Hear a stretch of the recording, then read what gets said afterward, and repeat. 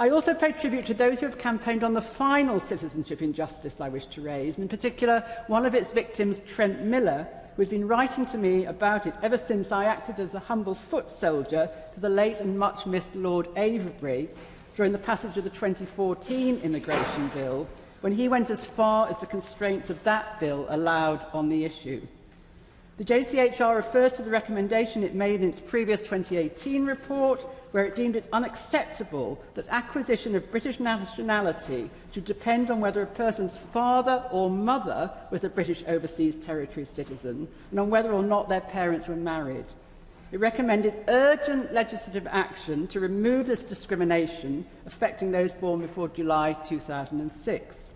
The government's response that it would undertake consultation with the overseas territories at a point where a suitable legislative vehicle is identified. The JCHR expresses dismay at this further delay.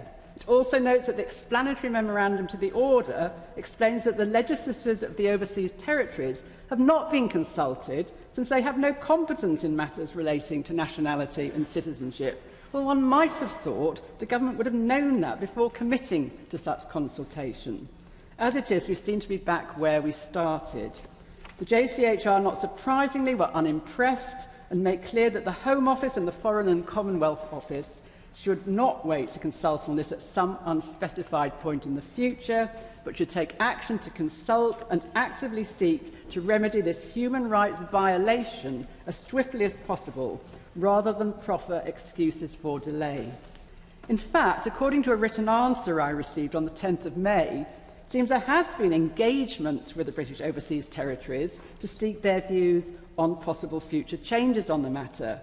And once again, those weasel words, this matter is under consideration.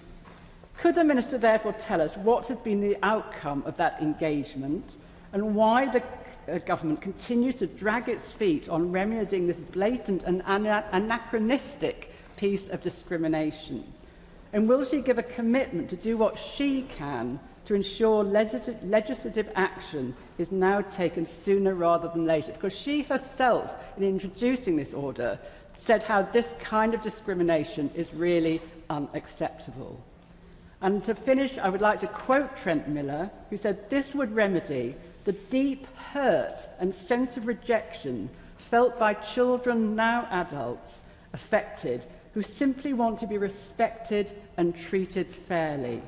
As it is, he feels he is being treated as less than and being shut out. My Lords, how can this possibly be justified? It is high time to bring an end to this injustice.